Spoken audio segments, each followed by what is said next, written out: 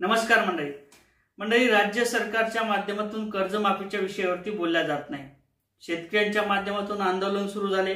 रविकांत तुपकरे असतील, बच्चू कडू असतील, यांच्या माध्यमातून सुद्धा आंदोलन सुरू झालेले आणि बऱ्याच शेतकऱ्यांनी स्वतःला जमिनीत गाडून घेतलेले, काही शेतकऱ्यांनी विहिरीत जाऊन आंदोलन केलेले, त्या ठिकाणी बाज असेल ती लटकवलेली होती आणि त्यांच्या माध्यमातून ते आंदोलन सुरू झालं होतं।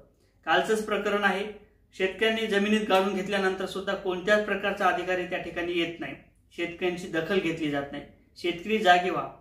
शेतकरी आता जागे नाही झाला तर कधीच जागे होणार नाही। कारण तर अजितदादा पवार यांना क्लीन चिट मिळते, 70,000 कोटीचा घोटाळा असताना सुद्धा त्यांना क्लीन चिट मिळाली, त्यांचं पूर्ण कर्ज माफ झालं। परंतु शेतकऱ्यांची कर्जमाफी करायची असेल तर मग अजितदादा आता आपल्याला जे काय अभ्यास असतील ते सांगत आहेत, आर्थिक बोजा सांगत आहेत। 420 चे गुन्हे सुद्धा या सरकारवरती मोठ्या प्रमाणात दाखल झालेले।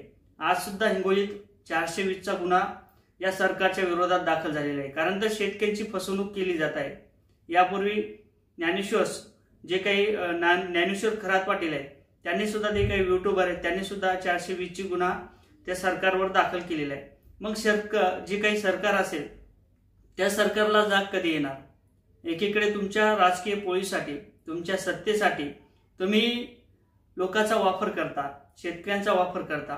एकीकडे तुमच्याच आश्वासनात तुमच्या जे काही वचननामा असेल त्या वचननाम्यात सांगितलं होतं, आमचं जर सरकार आलं तर मग आम्ही 3 लाखापर्यंत सरसकट कर्जमाफी करणार।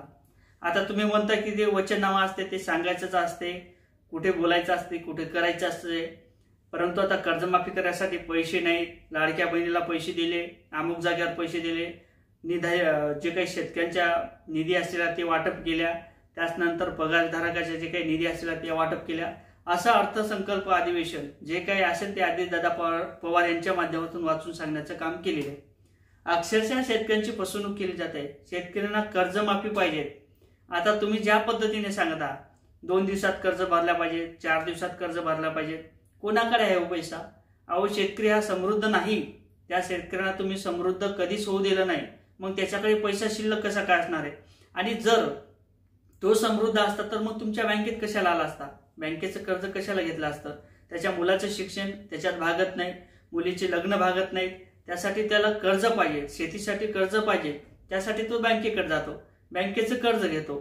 अशा तुमच्या पद्धतीने तुम्हीच आश्वासन देता, तुमच्याच पद्धतीने तुमच्या फायद्यासाठी, तुमच्या सत्तेसाठी तुम्ही लोकांना आश्वासन देता आणि आश्वासन झाल्यानंतर किंवा खुर्ची मिळाल्यानंतर जे काही आश्वासन आपण दिले ते आपण बोललोच नाही। मी माझ्या भाषणामध्ये कधीच बोललो नाही, मी त्या वचननाम्यात कधीच सांगितलं नाही, कर्जमाफी करणार म्हणून मी कधीच सांगितलं नाही। असेच तुमच्या बाहेर देता, अशाच तुमच्या मुलाखती असतात।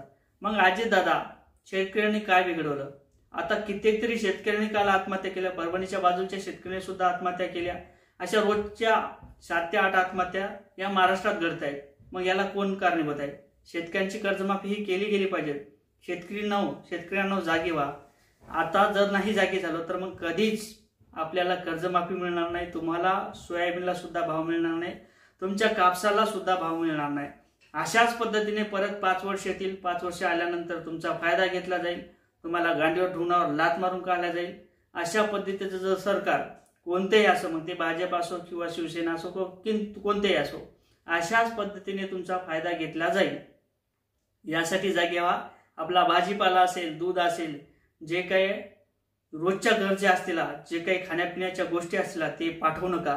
मार्केटला पाठवलं नाही तर मग सरकारचं नाक दाबल्या जाईल आणि शेतकरी कर्जमाफी संदर्भात हे सरकार बोलेल असं मला वाटते। तुम्हाला काय वाटते कमेंटमध्ये सांगा। व्हिडिओ आवडला तर शेअर करा। जय शिवराय।